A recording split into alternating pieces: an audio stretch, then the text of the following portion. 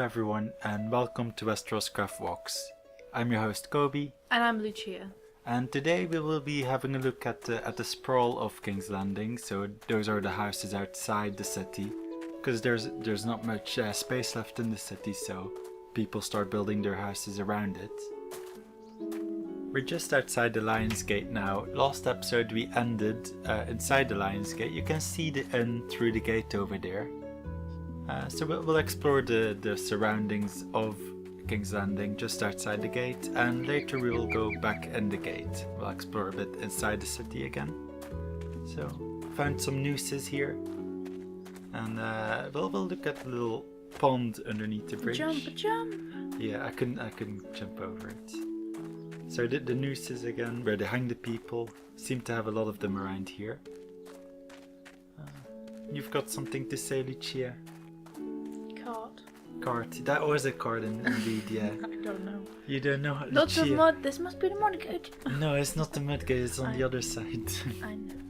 So yeah, you've got I'm trying to be funny. You are funny. You've got a nice little big building.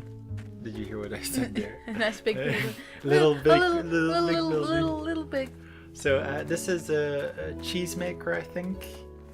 Got lots of firewood there.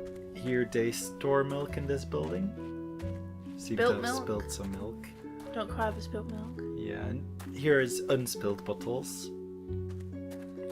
Very typical. Let's try not to step in it. We'll go in the main building, see how they make it.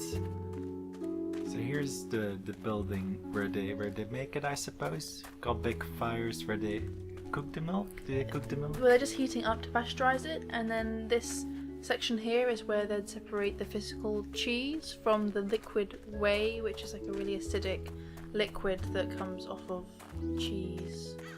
Oh, okay. For the cheese making process. Then here you got finished cheese. I'm pretty sure in the little top area or something they do some other process where they make the cheese, but we won't get into that now. If you want to see it, you can come on the server, check it out yourself. So you've got some nice pastures here just outside the walls. Imagine for the cows, got to get that milk somehow. Oh right, or maybe yeah. they're going for goats. Goat milk. Yeah. Mm-hmm. Alpaca milk. I don't think they've got the alpacas in Westeros. Unicorns. They do have unicorns. Really? I don't know. There are some. Well, there's dragons, so you never know. Right. I don't know. Not confirmed unicorns though. There are stories though. Unicorns to be speculated. Yeah. So you've got little poor families here with the little houses. Okay. The farmers. This is an intervention, Kobe. Please stop saying little for everything. Damn it! I didn't realize. Do you know how many drinks that guy's gonna have to take? Yeah, the guy in the comments who said got a little ID for a drinking game. We'll sponsor your alcohol addiction program. So we're taking some looks in the little houses here. This one is actually deserved. I can say little because they are little houses. They are small houses. Small houses. A good view of a pasture here. They've got fields as well with crops. We'll see them later. But yeah, you've got the houses. It's starting to get more dense here because we're getting close to the Gate of the Gods. At the gates there are more densely packed population groups. Yes. I hope I used the fancy words right. I know the words. You can say the words. So here you've got the Gate of the Gods. We'll go through it in a moment. You want to say some more about it, Lucia? I'm going to state the obvious here, kids. Buckle up. It's called the Gate of the Gods because it has statues of the gods on. Yeah, there you can see the Faith of the Seven. Faith of the Seven, right. We've also got an inn here for the travelers who come into the city. Some stables for the horses, and you want to have a little look at the rooms. I feel like I have no choice in this. That's right. You got the windows here. Seems like you've got different sizes of rooms. Like in most these places, are yes. small. Then down here, I think we've got a bigger one. Well, they have a writing desk as well, so they're probably going to be wealthy, so they don't have to read and write. Mm-hmm. Yeah. So you've got rooms for all the different classes. Let's have a look over here. You've got a market stall, some wine, some duck, and a forge here as well for a blacksmith. And a little wagon. Little wagon. You certainly I've been appreciate. I'm infected. So from the gate, you've got a nice view of the surrounding areas. You can see the fields in the distance, the windmills, and also from inside the city, got a nice view. So we'll have a look inside the city now. You've got a ditch here as well, and up on the sides you've got some not fields, like little grass areas, and I don't know what they're used for. Maybe defense as well. Not sure. It might have been a defensive measure in medieval times. You've got a big portcullis here, big gates, and we come on to a market square of the Gate of the Gods. Gate of the Gods market. They have lots of different things they sell here. Fruits, vegetables. Is that dung? Dung for sale? I think we passed a little Fertilizer, dung. perhaps? Yeah. They're right outside the gates. They probably Right next need to the it. food. You know, I love to smell when I buy my vegetables. Poo. So here you've got an inn. I think this one was mentioned in the books. Tyrion went here, I think, back when he came from the King's Road from his little adventure. I'm not sure. I think it was this one. I'm pretty sure. I don't know by heart. But we'll have a look inside. Entrance is up here. Doubled card. Yeah. The vegetables. My cabbages. Look at all them cabbages. Okay, so we'll have a look in the inn. Nice little eating area outside, and inside you've got some nice windows. Good look on the gate. So they had a banner for the Faith of the Seven there. Not really sure what's going on. Maybe this inn is brought to you by the Faith of the Seven. So now I think we'll just head outside, maybe. Yeah, we'll head outside. See, we'll explore some more buildings around the square. Got a nice view over here. It was actually a big gate, this one. I think it's big because this is the gate where the King's Road comes out on. So we'll have a look at the surrounding buildings. This one has a cartwheel in front, but look. Sorry. Yeah, you go ahead. I think it looks like somewhere where they'd stained glass. Yeah, I'm not sure how the process works, but we can try and have a look inside the workshop if we can get into it. Maybe there's some stairs here? No, only upstairs, so I'm not sure how to get into the workshop. Maybe there's no way in. But There's no way out. yeah. So we can have a look through the gate. So they've got some jars, some sand. They probably add something in the glass making process to make it stained. And over here we have a barber shop, which in those days also used to be like a dentist and a surgeon. So they did some surgery here as well, so that's why there is some blood. Another interesting story, the reason why today's barbershops have the white and red spinning thing outside their door, it actually comes from the Middle Ages, because the barbershops would hang the bloody rags outside their door. So that's where the red and white symbolism came from. So this is the West Barracks of King's Landing. It's one of the two largest in the city, but there are others around. And also, unfortunately, today we can't actually get in. We've had a look around and there's no other way apart from this, and the gate is closed. So Yeah, so we'll just move along. Have a look in here. I think this is a cooper, barrel maker, but I don't really see like the little fire they use to make it. I'm not sure. Maybe it's not a cooper. Maybe it's like a barrel mender. I don't know. Because they need a fire to expand the rings so they fit around the barrel. I think this is a little brewery. yeah, there's Yeah, brewery, because there were like little hops on it. Yeah, so here you have the small bronze brewing tank for the beer. Got some big vats over there where they store the beer in. Bakery Lucia, you like bakeries. You explain what we see here. There's bread. There's pies. And what was over there? Were they making breads? Yes. Yeah, okay. So over to the left over there we've got Cobbler Square, but over there you've got Cobbler Square, but we're not going there yet. We're gonna take a side route through these alleyways. We're gonna take a left here. I think this was an outside tavern or just a wealthy house, because they've got like a feast over here. some wine and a big table. But I wanted to go here. I can see the kitchen here. I wanted to go here because through the back garden we can actually go into the dyer's yard where they dye cloth. They've got them all around here. You've got one here. This is a smaller one. Then you also have one on that side over there. We'll jump into there. If I got on the wall. So we'll jump into this one. Have a closer look. Just jump in here, and we can look at all the colors they're making. They've got a bigger one down the road over here. We'll have a look here. So you see them hanging up there, and then under here you see the forges, not the forges, the heaters. They heat the water, so the dye goes inside the cloth. As the other side that we can go up. So here you see all the steam coming from it, and up there you see them drying. Nice little, nice way of coloring the cloth. So we're moving on through these alleyways. That will lead us to the next location. Very dark. It seems like a murder alley. Yeah, probably. I'm surprised that we didn't see any blood. Oh, here's the next one. So this is the Sceptre of the Mother. But first we'll just we have to go have around. a little waddle around. You've got some nice houses here. Have a little look inside, and then we go back out. Only a small, only a little look. Only a little look. Through the windows as well.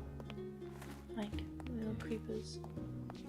These look like fancy houses. Well, more fancy than where we were before in the little alleyways. So here we have some. I was gonna say it, but now I'm not going to. Now we have some small market stalls. Here, one of the Fate of the Seven, where they sell their robes, cloth.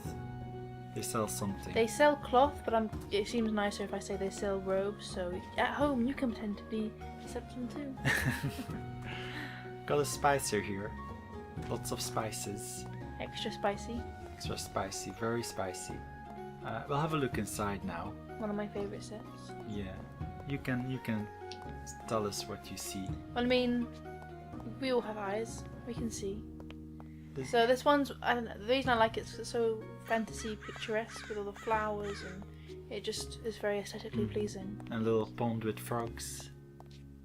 When you come in, you have the big statue, but then the smaller statues around, as typical in normal Sceptres. Yeah, and the Sceptres in King's Landing. You had the crystals as well hanging up. But I just love how they have the colour scheme of white and blue, and they stick with it even in the roof tiles and the building materials. So even the carpets. So beautiful. Little wheelchair. Yeah, little chair. Oh, here is where a washing area. Yes, and the floor is, I imagine, where the water, water will drain to. And here's a toilet for two. And as they wouldn't be able to be married people, so we'll just say they have to be really great friends to want to go to the toilet together. Like how the girls always say, you want a buddy to go to the toilet. Girls I know do people that, always say that. I'm like, no, I don't need. Yeah, why? Boys don't do that. We just want to be alone. But that's why you have the double toilet in the mother Sceptre. All the Sceptres are. So it's only the woman who are here, and then in the father Sceptre last That's time why they only had men. It's so clean and beautiful. I suppose so. # gender stereotypes. So here we're having a look in one of the more fancy houses around here.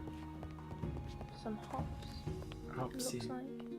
Yeah. Got some nice houses here. In the distance you can see that tower over there. That's where we will go underneath to go to Cobbler Square. I like it. It looks nice. Looks nice. It kind of reminds me of the type of buildings you see in Belgium. In Belgium? Oh yeah, man. And the Netherlands are really steep. Oh yeah. You will see that as well in the square itself. The buildings around it have that feeling, I think. So here we are heading up on Cobbler Square. It's a very nice square. Got a statue in the middle. I wonder what we're gonna have a look at first. A cobbler! So cobblers are actually I thought they were shoemakers, but they're apparently shoe fixers. They fix yeah. the bottom of your shoes.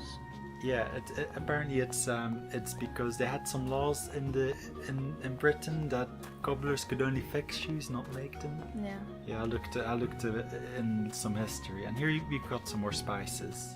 I mean, cobblers would actually be so useful in a time like this, where someone would.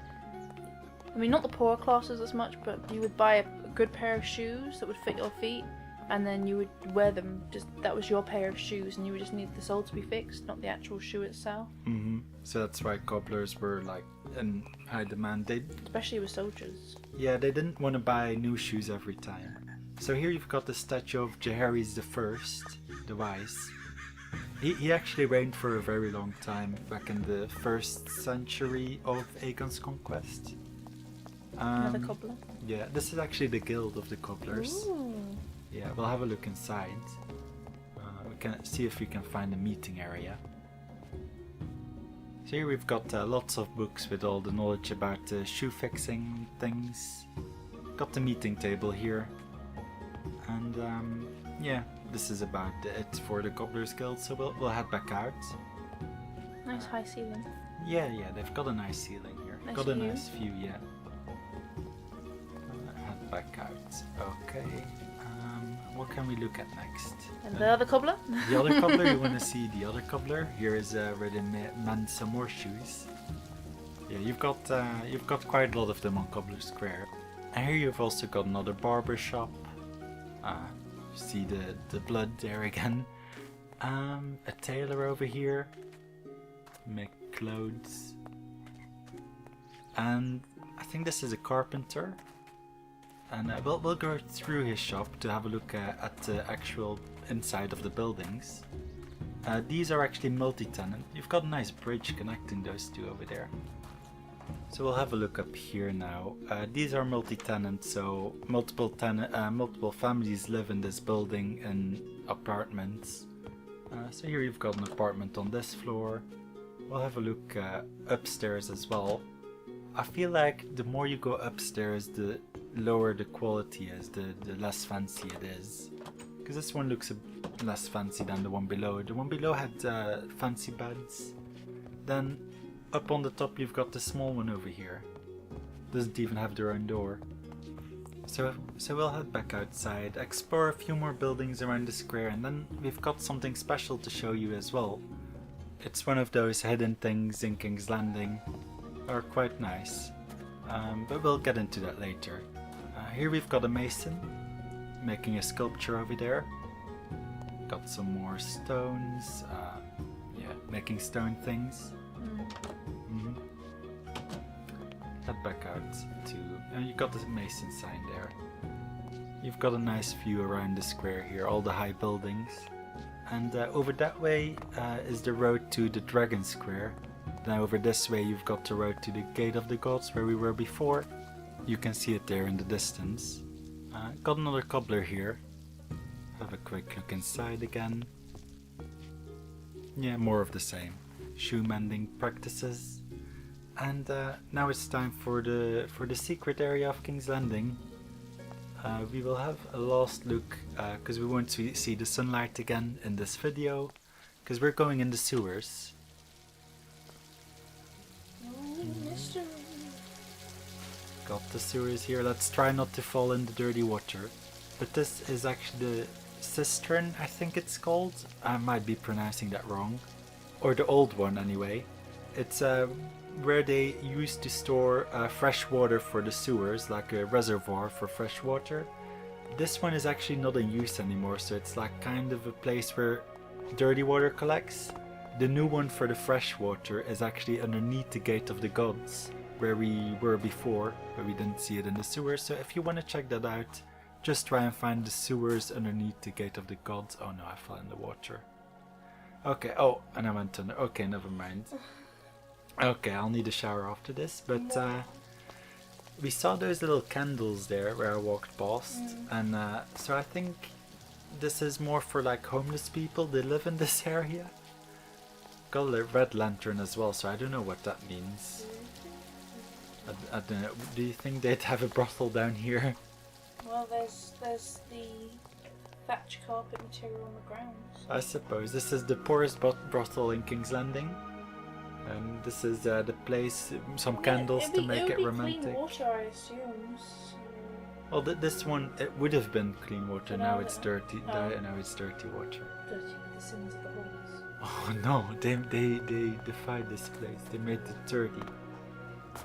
So this is the end of the video. But before you go, I want to talk to you about one last thing. In this King's Landing series, we've been seeing a lot of representations about medieval professions like cobblers in this episode, or chandlers, or masons, and so on. So that inspired me to make my own series on my own YouTube channel. And this series is all about what the medieval people were like who did these professions and how they did what they did. For example, the first episode is out now and it is about the chandlers, so those are the candle makers. And the video takes a look at what those people were like and how the candle making process works. To tie into this episode, I plan to make the next episode of my own series about cobblers. So if you're interested in checking it out, the link to my first episode will pop on screen in just a moment. Thank you guys for watching and I will see you in the next one. Bye guys. Bye.